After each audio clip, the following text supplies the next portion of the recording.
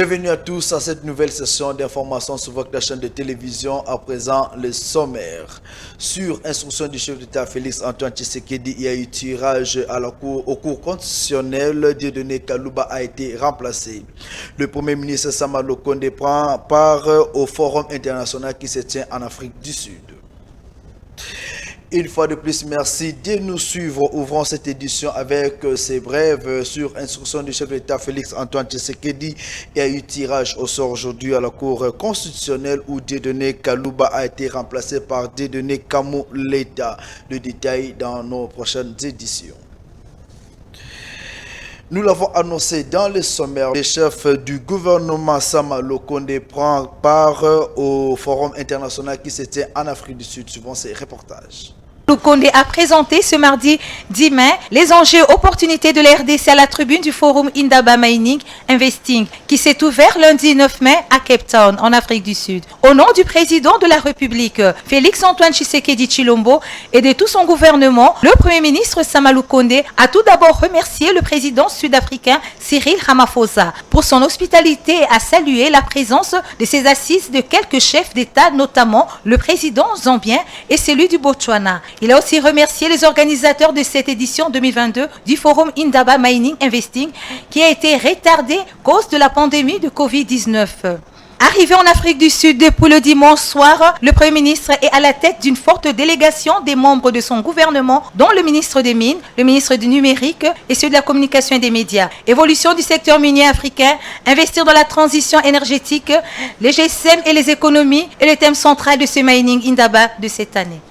Dans ce registre, le ministre de la Communication et Médias, porte-parole du gouvernement Patrick Mouyaya, donne ici les grandes lignes de ce forum qui se tient en Afrique du Sud. Plusieurs opérateurs économiques du secteur minier, les membres de la société civile et les experts du secteur minier venus des 4 coins du monde prennent part à cet important événement pour échanger et booster les investissements dans les secteurs des mines afin de favoriser le développement du continent africain. Selon le ministre de la Communication et des Médias, porte-parole du gouvernement, Patrick Mouyaya, la thématique qui fait l'objet de ces assises place l'RDC au cœur des enjeux. D'abord, la République démocratique du Congo est habituée à participer à cette grande rencontre continentale qui parle des enjeux miniers. Mais vous savez qu'à cause de Covid, ça fait 2 ans et 2 mois que cette rencontre ne s'est pas tenue.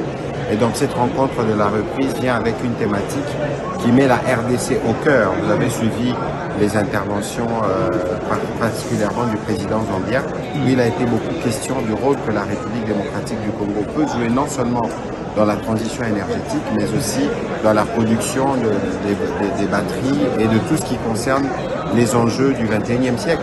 Donc pour nous, comme gouvernement, il était important, et c'est ce qui justifie la participation du Premier ministre lui-même à haut niveau, pour montrer que nous voulons profiter de cette plateforme pour passer les messages de la République démocratique du Congo comme pays solution à la fois dans la préservation du climat, mais aussi comme pays solution intervenant dans la production des principaux matériaux qui rentrent dans la formation des batteries électriques qui sont essentiels dans la transition énergétique. Revenons ici à Kinshasa. Christian Senga crée son propre parti politique en vue de conquérir le pouvoir en République démocratique du Congo. Suivez ces reportages assurés par votre rédaction.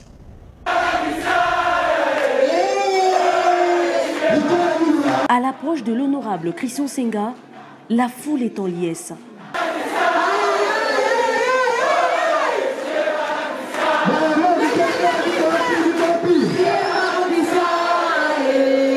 Des centaines de partisans réunis dans la salle de plénière du bâtiment du 30 juin ont répondu présent au lancement officiel de son parti, le rétablissement de la démocratie et la paix sociale. Dans son discours, Christian Senga promet de mettre un accent sur l'entrepreneuriat pour le développement de la RDC, une des raisons majeures de son retour au pays.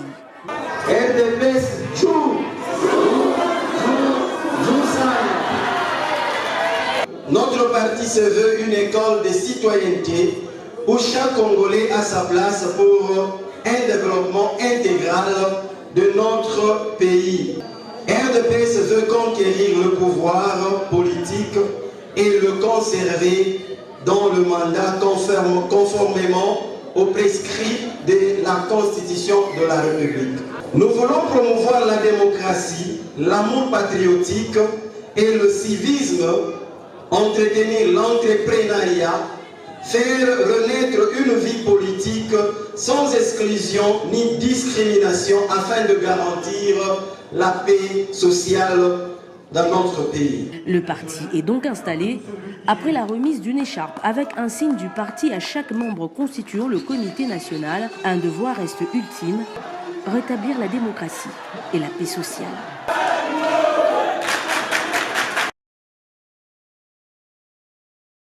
A célébré ses 1 an d'anniversaire en République démocratique du Congo en présence de plusieurs entrepreneurs en vue de booster l'économie de la République démocratique du Congo. Suivant les détails dans ces reportages.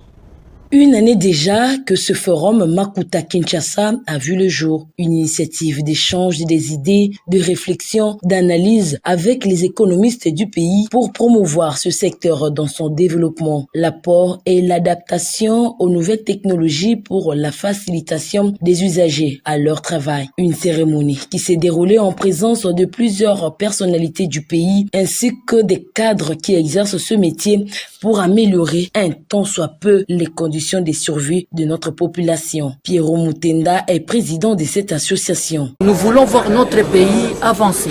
C'est comme dans le cas de l'entrepreneuriat. Avec le directeur général Ezekiel, nous avons vu quand même il y a des performances, il y a des mises à niveau pour les entrepreneurs parce que beaucoup de Congolais sont en chômage. Il faut créer des emplois. Il s'en est suivi l'intervention du coordonnateur Jean-René Suedi qui, pour sa part, demande au gouvernement d'améliorer la bonne gestion de l'économie dans tous les compartiments. Le pays est potentiellement riche, mais paradoxalement, notre population vit dans une misère indescriptible.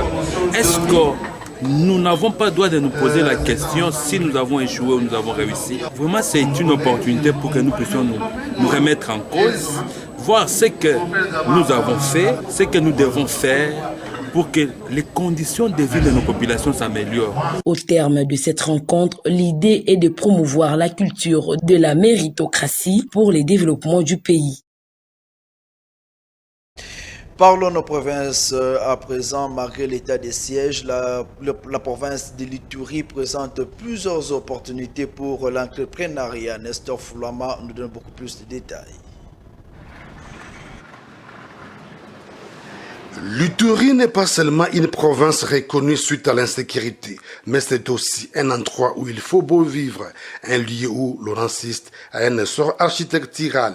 Le centre commercial d'Ariouara, situé à plus de 350 km de Bougnan, en territoire d'Arou, est un exemple parmi d'autres.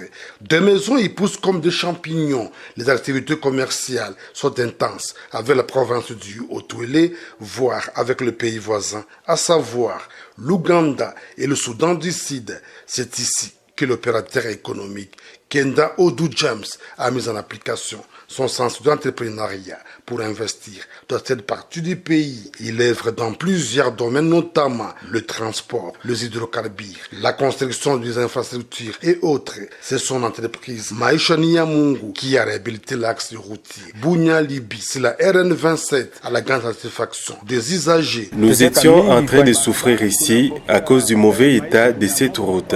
Nous nous réjouissons des travaux exécutés par Maisha Niamungu. Nous demandons à d'autres entités longeant cet axe routier de les accompagner dans la réalisation de ces travaux, comme je l'ai fait, car il y va de notre intérêt, d'autant plus que ça, la route, il n'y a pas de développement. Ceci, c'est au financement du gouvernement provincial de l'Ituri. Un entrepôt moderne du type B dans le secteur pétrolier est au service de la population.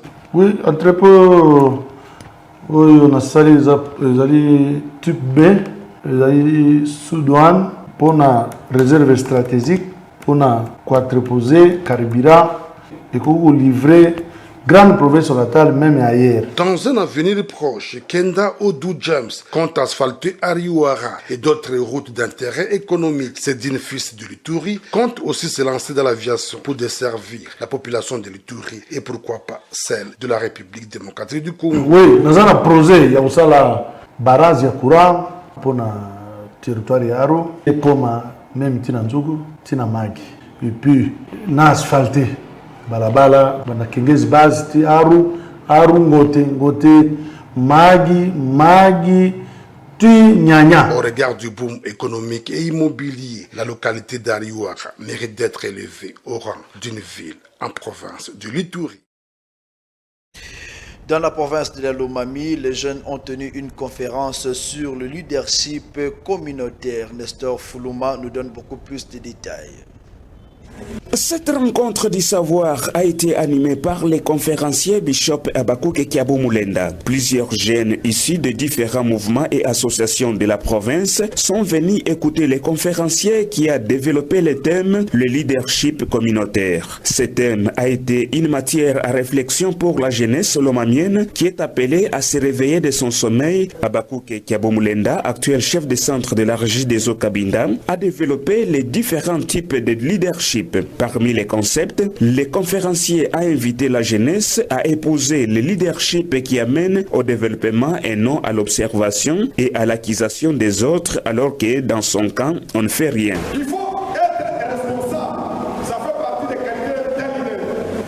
Un jeune est responsable. Quand tu passes, on te respecte. Le travail assure l'indépendance. Un leader doit développer l'esprit de travail dans sa tête. Nous espérons ainsi que cette conférence sera une clé que la jeunesse ne fera pas tomber dans le sable ni dans l'eau. Un jeu de questions-réponses entre les conférenciers et l'assistance était l'avant-dernière étape après les mots du ministre provincial de la jeunesse ad intérim, Jean-Marie Mouhala Kitenge, qui a remercié l'organisation de cette rencontre. Le président urbain et provincial de la jeunesse ont à leur tour témoigné leur reconnaissance à l'orateur pour sa contribution, surtout à la réveil des consciences de la jeunesse.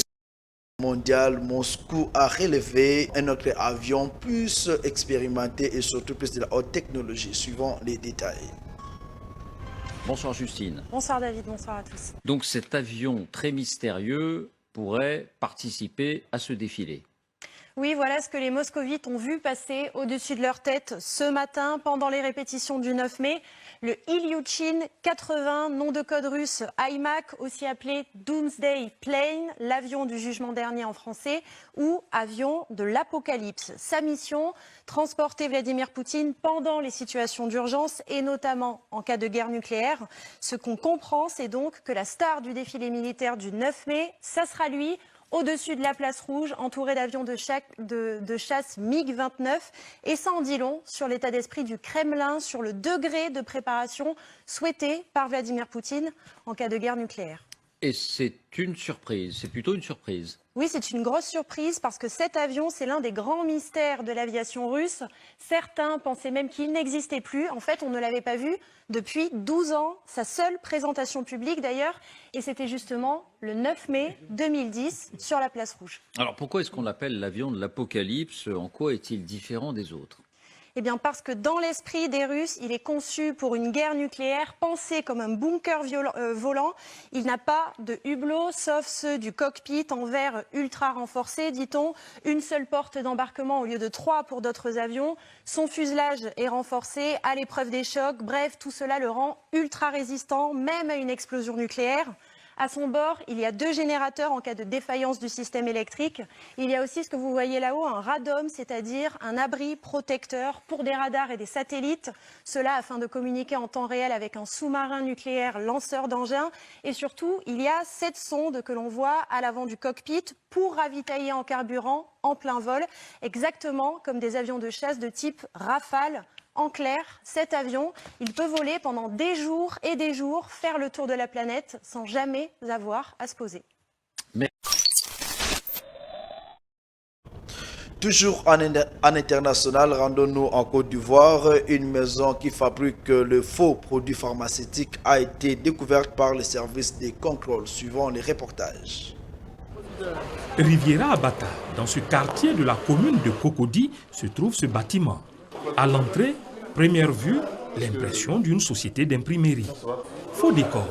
Derrière ces toilettes du bâtiment se cache une unité industrielle clandestine de fabrication de faux médicaments et de produits pharmaceutiques. Après avoir inspecté l'entrepôt, nous remarquons différentes listes de médicaments.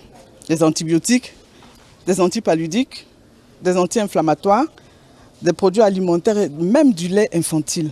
De nombreuses formes comprimées, des formes gélules et plus grave, des formes injectables. À l'endroit de la population, les professionnels de la santé ont mis en place un circuit qui leur permet de se soigner. Il faut qu'ils prennent conscience, c'est uniquement à l'intérieur de ces structures-là qu'ils pourront garantir leur santé. C'est en exploitant une information anonyme que les agents de l'unité de lutte contre la criminalité transnationale organisée ont pu mener cette opération de démantèlement. Nous avons découvert un laboratoire clandestin de fabrication de toutes sortes de comprimés. Il faudrait que les gens sachent que ces comprimés qui sont fabriqués nuisent à la santé des gens. Près de 500 millions de francs CFA de médicaments et de produits pharmaceutiques sont saisis. Les faussaires d'origine chinoise sont mis aux arrêts pour nécessité d'enquête, selon le directeur opérationnel de l'unité de lutte contre la criminalité transnationale organisée. Sport à présent, Fifi Masuka Saidi prend la tête de l'équipe de Simba de Kolwezi, suivant les détails dans ces reportages. C'est la lettre autorisant la délégation d'organiser l'élection des nouveaux membres de l'équipe Simba Kamikaze. Quelques candidatures ont été déposées où l'on retrouve au poste de la présidence Fifi Masuka Saini et Kuchi Chomba comme vice-président et aussi d'autres postes vacants pour constituer un comité fort d'amener l'équipe au bon port. Passant au vote sur différents postes, Fifi Masuka Saini, élue présidente, et Kuchi Chomba, vice-président. Qui sont pour qu'elle soit la présidente de cette équipe? Veuillez le manifester. Kuchi Chomba comme candidat à vice-président. Fifi Masuka Saini, satisfaite de cette élection, montrant la confiance de toute l'équipe de l'AS Simba, promet de faire la différence et de tout mettre en œuvre pour montrer aux yeux du monde que l'AS Simba est une grande équipe qui mérite d'être soutenue. Je tiens sincèrement à dire merci. Merci pour cette élection écrasante. Cette élection qui montre que nous voulons aller de l'avant, que nous voulons les changements. Et les changements, c'est maintenant. Je vous demande juste de nous faire confiance au nom de tout notre comité, que vous venez de dire de votre cœur. C'est une élection qui, on voyait que ça venait du cœur. Merci pour cet amour pour toute l'équipe. Et nous vous promettons de vous amener aussi plus loin. Bouclons cette édition avec cette page noire. Âgé de 29 ans, l'international congolais Jordi Lukoki ne plus. Suivons les détails dans ces reportages de Marie-France Adjala. Jordi Lukoki est un footballeur néerlandais d'origine congolaise. Né le 15 novembre 1992 à Kindu. Il est mort le 9 mai 2022 aux Pays-Bas. Il fait ses études avec l'équipe première Ivan Partant et Jonks Boys. Puis il rejoint la Taxe en 2011. Prêté en 2013 au CG Cambourg, il passe un bon temps et va marquer plusieurs buts. Transféré au PSV Vols pour les 3 saisons, le montant de son transfert était évalué à 1,5 million d'euros. Il va jouer Europa League et marquer un but contre Sparta Prague à la 72e minute. Au total, Jordi Lukoki a disputé 316 matchs pour 48 buts marqués, 48 passes décisives. Il a beaucoup évolué aux Pays-Bas. Il fut le tout premier buteur de PSV Vols en Europe en Coupe d'Europe. Sélectionné avec les Léopards de la RDC en 2020 pour le match contre le Gabon aux éliminatoires de Cannes Cameroun, Jordi Lukoki n'avait pas eu le temps de jeu. Nous sommes arrivés à la fin de cette édition, mais avant de nous séparer, place au rappel des titres. Dieudonné Kamuleta prend la place de Dieudonné Kalouba après le tirage au sort à la Cour constitutionnelle. Le Premier ministre Samalou Kondé prend part au Forum international en Afrique du Sud. C'est bien la fin de cette grande édition. Merci de nous avoir suivis et surtout bonne suite des programmes sur votre chaîne.